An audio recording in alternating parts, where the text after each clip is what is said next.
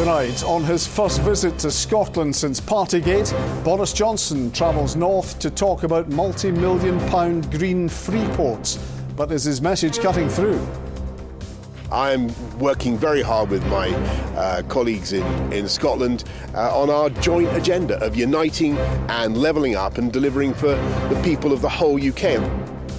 Also making the headlines, the Ukrainians in Scotland praying for relatives at home as fears grow of an imminent Russian invasion. They're buying all the things that they need to keep them going, but the shops are getting quite empty and I think everybody's quite scared.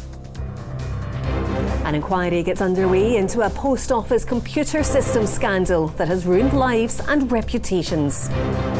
And 10 years since Rangers Football Club went into administration, we look back on one of the biggest turmoils in Scottish sport. I'm Kellyanne Woodland in Edinburgh. And I'm John Mackay in Glasgow. This is the STV News at 6.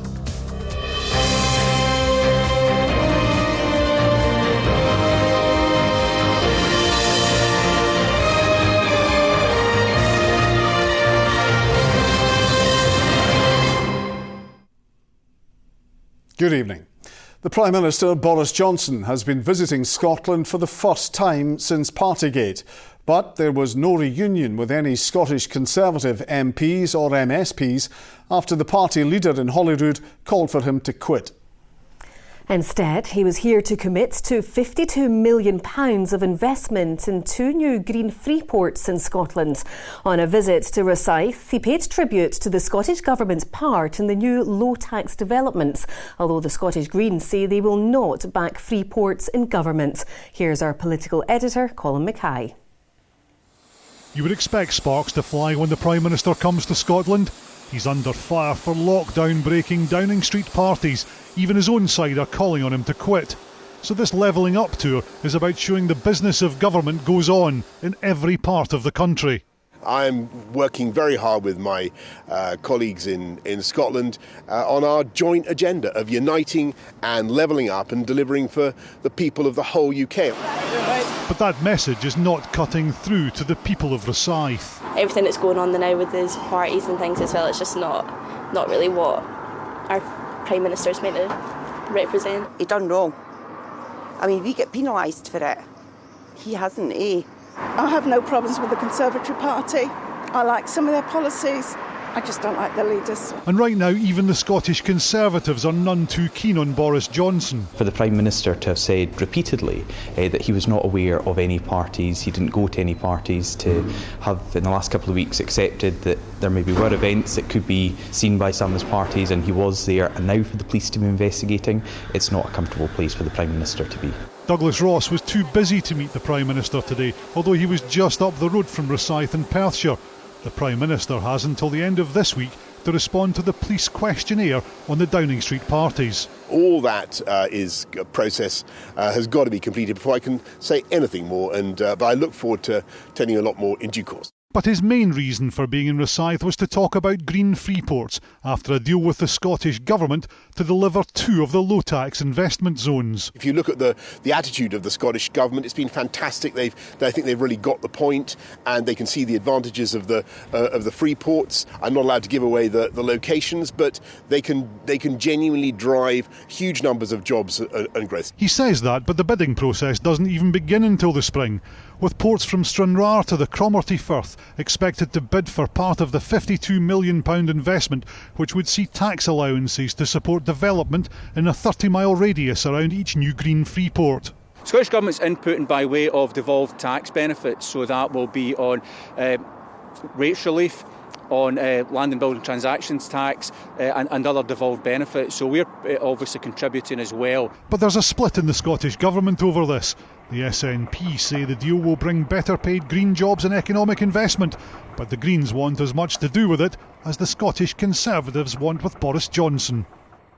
And Colin, it seems unusual for the Prime Minister not to meet his Scottish Parliamentary Party leader on a visit like this.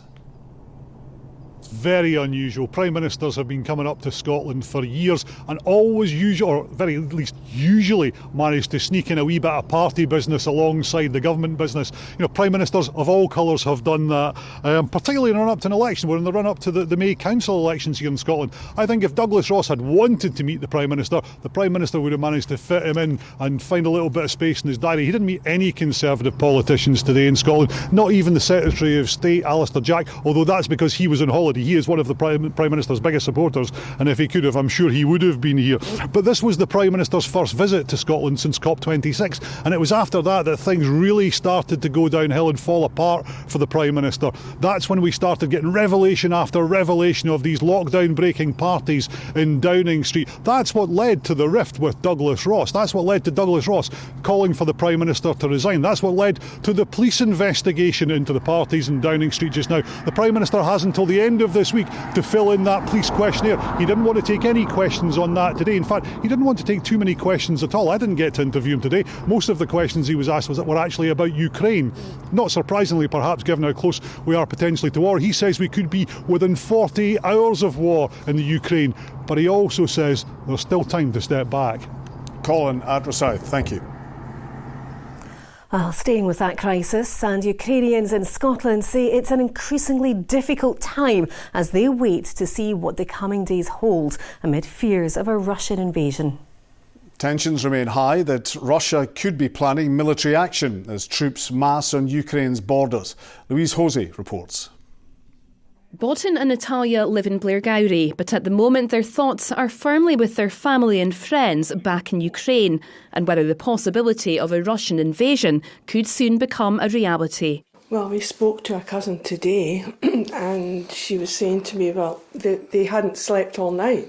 They're worried, they're frightened, they're buying all the things that they need to keep them going. But the shops are getting quite empty and I think everybody's quite scared. The whole situation is very volatile and very dangerous and very heartbreaking. But when you see on television a 70, 80-year-old granny picking up a machine gun or a gun to defend her freedom, it's serious. Alexandra, a student in Edinburgh, also shares their concerns. She has daily video calls with her parents to make sure they're okay. I still have my father, my mum, my grandmother who is 82, and it's very hard to believe that she might have to move the country at this old age. And the worst thing about it is probably knowing that I'm here in the UK and there is almost nothing I can do to help my family. So I really hope it's just politicians flexing their muscles, to be honest, but we don't know. We should probably prepare for the worst, I think. Taras is a Ukrainian anthropologist who's normally based at the University of St Andrews. He'd been back in his home country carrying out research when he was told the escalating situation meant he needed to leave. He's now in Hungary, but his father, brother and grandmother remain in Ukraine. It's more difficult to watch it from afar than to be present because you cannot take any pragmatic steps to prepare yourself or your close ones. We talked about potential evacuation out of the country, which would be still difficult, but they said that they would buy some petrol for the car, maybe some food. It's difficult to keep calm, basically, even though that is the most important thing at the moment, I think. This afternoon, the UK government held a COBRA meeting and the Prime Minister has been briefed by security chiefs. It comes after last Friday's advice from the Foreign Office that all Britons in Ukraine should now leave the country. Further talks on the response to the crisis will take place tomorrow. For those here in Scotland, it's an anxious wait to see what the coming days will hold for their loved ones. Louise Hosey, STV News. It's a scandal that has ruined lives and reputations. A computer fault in the post office system led to the wrongful conviction of hundreds of staff accused of stealing thousands of pounds. Well, today an inquiry gets underway to understand what the post office management knew and when. Our reporter Ivana Holland has spoken with a woman whose whole family was tainted by the accusation. Myra and her mother thought buying a post office in the small town of Auchtermuchty was a sound investment. Through the years, though, it's cost them stress, anxiety and almost £70,000. Mary Philp was accused of fraud by post office authorities. As the years went on, it became very obvious that there was something wrong with the system, absolutely something wrong with the system. It wasn't every week you had a shortfall, but it was most weeks.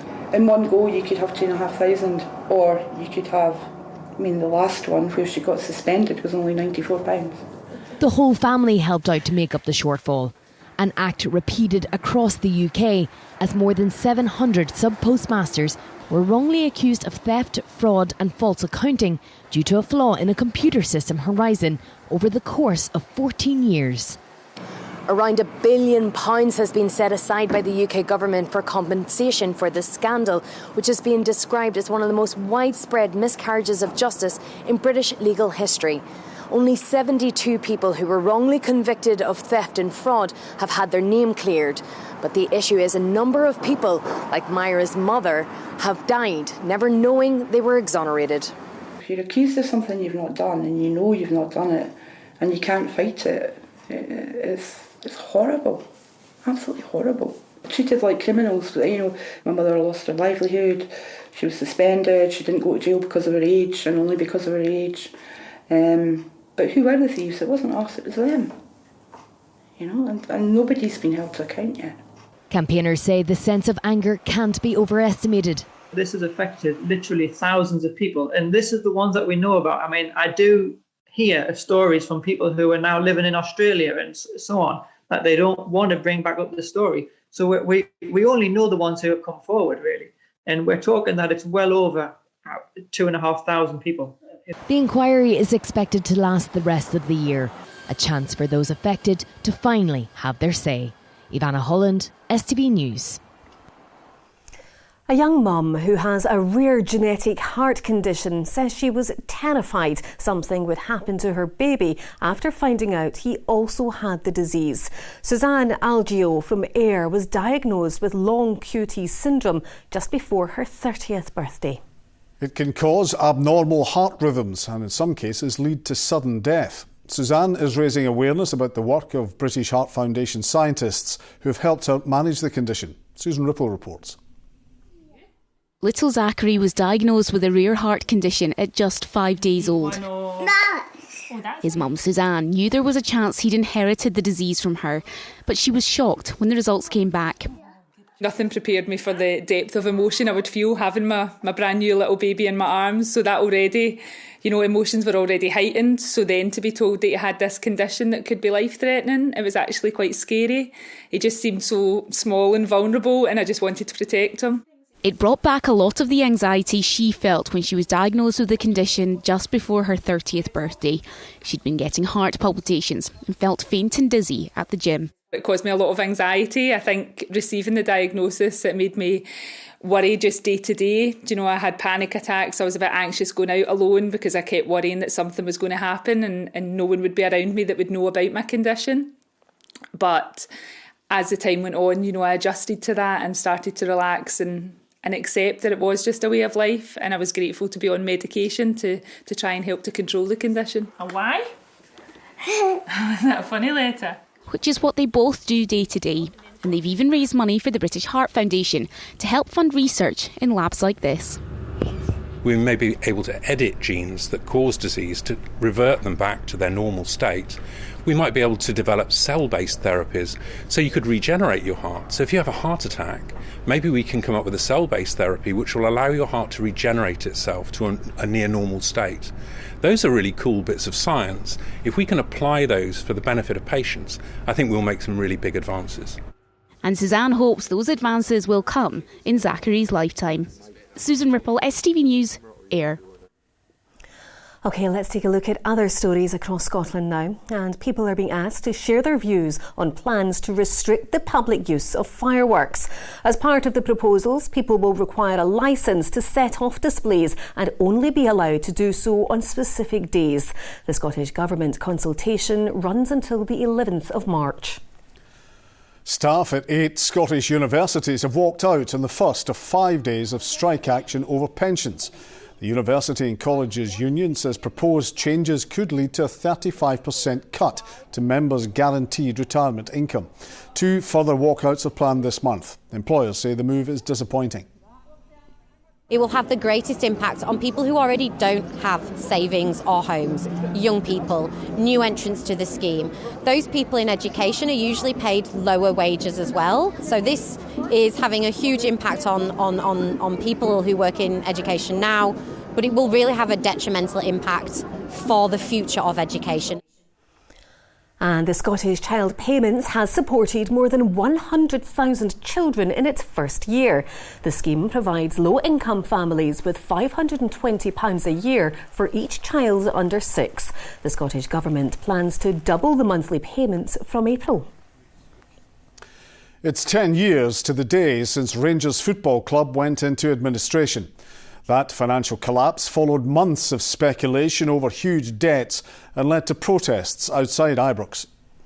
Well, our senior reporter Gordon Cree was among the team who covered it at the time and now looks back on one of the biggest sporting and business stories Scotland has ever seen. And a warning, this features some flash photography. Faith has followed Rangers for almost as long as she can remember, and Valentine's Day 2012 is a date she'll never forget. I was genuinely gutted, I really was. I've been a fan for many years. I absolutely love football, and I could not believe that this was happening to my club. It was horrible. It was utter disbelief that this was happening to such a large football club. Mike Edwards is at Ibrox now with the latest. Rangers Football Club behind me tonight is in administration. It came less than a year after Craig White bought the club for £1 from long-time owner David Murray. There was some awareness of financial stress within the business, and Mr. White was looking for whatever bargain he could get by agreeing a price with the seller that reflected the current financial standing of the club, and some of the latent liabilities. The tax liability was a big question. The tipping point was a £9 million tax bill due to HMRC. Total debts ran to more than £100 million, and White, who'd been introduced as a high net worth individual, couldn't pay the bills. Kirk Broadfoot was a first-team regular for Rangers at the time. He says the players were left in the dark about the scale of the problems. Obviously we'd heard things in the news and the papers and things like that, but we never actually get told anything until it broke on the news when we were in the dressing room and the TV. So a group of players were a wee bit taken back that we'd been let down, not been told. But it was quite hard to take, especially from a personal point of view for being a Rangers fan. Ultimately, many of the squad quickly left as attempts were made to slash costs. Administration was followed by liquidation at the end of the season, and under the new ownership of Charles Green, another era began in the bottom tier of the Scottish League setup. 10 years on, there's still a football club playing here at Ibrox. They still wear blue kits, and they're called Rangers. Last season, they won the Scottish Premiership title, a first since the events of a decade ago. Gordon Cree, STV News, Glasgow. The man in charge of homeless services for Glasgow City Council believes criticism of their work during the pandemic has been unfair. Jim McBride says the past 2 years have been relentless and that the coming months will continue to be challenging. His comments come as statistics for the city showed an increase in the number of people needing help with housing. Ollie Dickinson reports. Unemployment, depression and relationship breakdowns had seen Dad of Three Fraser become homeless several times. But 2 months ago he received the keys to his new flat through Housing First, an approach that sees organisations prioritise getting someone a home before dealing with other issues. I was doing live-in work. When the lockdown came, the work went away and so did the roof. So I was back sleeping on the streets in Glasgow. Part of my problem was social isolation. And the more I'm left to think in my own head, the more depressed I get. If I've got a couple of pals not that far away that I can go and visit, and I don't have to annoy them by saying, can I crash on the couch tonight? I can come back to my own house. Whilst Fraser managed to secure a house, the scale of the pandemic saw the City Council use hotels as emergency accommodation, something that some homeless organisations criticised, raising concerns over their cleanliness, safety and suitability. We have worked on a daily basis with the hotel management, with the staff. We have support providers going in. We have had focus groups by the residents, asking the residents both around about food provision, around about the support needs and about the accommodation itself. I think it is very unfair when you consider we were trying to manage this throughout a period of a pandemic lockdown, and at no time would I support any of those descriptions. Recent Scottish Government figures show Glasgow saw homelessness applications increase by more than a quarter in the 6 months between April and September last year. And the city accounts for more than a fifth of all homelessness applications, compared to 17% in 2020.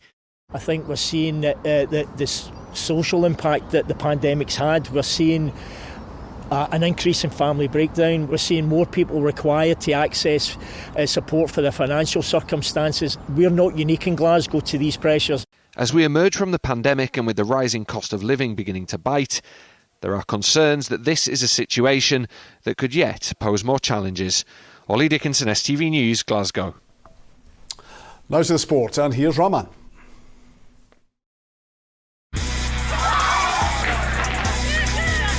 Get your fill of the action. STV Sports, sponsored by Papa John's Pizza. Good evening. After Celtic cruised into the quarter-finals of the Scottish Cup, Ange Postecoglou criticised his players for not reaching the high levels he expects in the first half against Raith Rovers. Liam Scales, Georgios Giacomakis, Daisen Maeda and Nir Beaton all scored in the 4-0 win. Rangers secured their place in the last 8 following their 3-0 victory over Annan Athletic. Also taking their place in tonight's draw are St Mirren, who won comfortably against Kelty Hearts, and Motherwell, who defeated Aberdeen at Fir Park. Well, Motherwell's 2-1 win over the Dons proved to be Stephen Glass's last game in charge as Aberdeen manager. He was sacked after 11 months in the post. Former St Mirren boss Jack Ross is interested in the job. Brandon Cook has the latest from Pittodrie. Well, after 11 months in charge, Stephen Glass's time as Aberdeen manager came to a swift end yesterday. The Dons' run of form this season makes for somewhat difficult reading. Just a 30% win rate for Glass at the helm of Aberdeen. They sit 9th in the league and are out of both trophies before the last 16. Next up for the Dons is a match against bottom side St Johnstone tomorrow night at Pittodrie. An important game at any time in the season, made all that more crucial given the circumstances. In the dugout tomorrow will be Barry Robson, a new interim coaching team headed up by him, a former player. He takes the step up from the under-18s in the meantime. One thing you sign up for when you become a football manager is inevitably this will happen at some stage, which is unfortunate. I've seen it happen a million times as a player and as a coach, and we just have to try and pick the players up. And the thing is, the players know as well, responsible for that as well. So it's a case of let's try and move the club forward and try and get a decent result tomorrow. Well, the search for a new permanent managerial team here at Pittodrie is underway. Amongst the names is Jack Ross, former Hibs boss, who of course is a free agent just now after being let go by the Edinburgh side late last year. Another one is Jim Goodwin, who of course is doing so well at St Mirren and Paisley just now. The club say that they will update supporters of their choice in due course, but for now all focus is on that game tomorrow night against St Johnstone. To the Winter Olympics, and there were mixed fortunes for Team GB's curling teams. Bruce Mowatt's men's side moved closer to securing a place in the semi-finals following their 6-5 win over Switzerland. But Eve Muirhead's women's team suffered their third defeat. They went down 7-3 to Canada. Meanwhile, Kirsty Muir is through to the ski slopestyle final. The 17-year-old qualified in 6th place. Rugby news, and after losing to Wales, Scotland head coach Gregor Townsend admits his team must be much better when they face France in a fortnight's time. The Scots' poor record in Cardiff continued as they suffered a 2017 loss. Scotland sit 4th in the standings on 5 points. Glasgow Warriors assistant coach Pete Murchie says the squad is in a good place after their hard-fought win over Munster. The Warriors defeated the Irish side 13-11, Scott Cummings there crossing the line. They secured the victory without 7 international players who were away with the Scotland squad.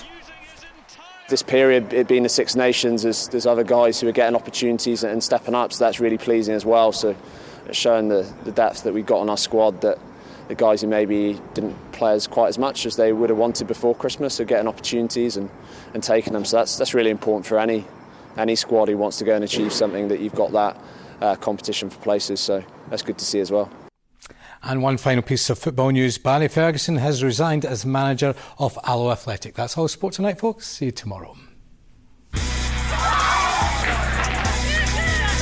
Get your fill of the action. STV Sports, sponsored by Papa John's Pizza. Well, I hope you enjoyed the relative calm of the weather today. Philip is going to tell us that's about to change.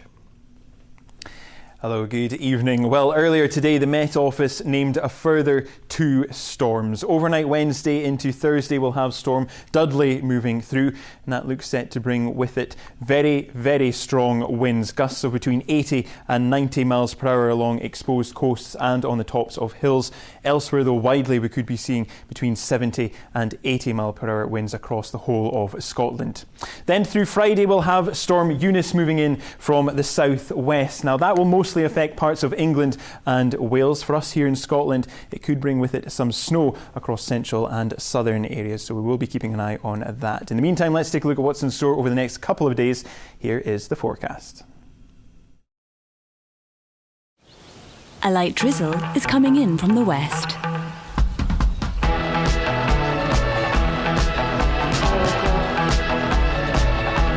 TUI Blue Hotels sponsor STV Weather. Well, as we head through the rest of this evening and overnight, we'll finally see a lot of those lingering daytime showers fizzling out, fading away, and for most it will be a dry night with clear skies. So that will allow temperatures to drop quite a bit, and therefore it could lead to a widespread frost with some icy patches in places. That's for the first half of the evening. The second half, though, we'll see frontal systems moving in from the west. That's bringing with it a band of cloud and also this rain. And as that rain bumps into the cold air, it will be falling as snow along the leading edge. Temperature-wise, in the coldest spots, getting down to possibly -1 or -2. Further west, though, where we've got that cloud and rain, dropping to around 4 or 5 degrees Celsius.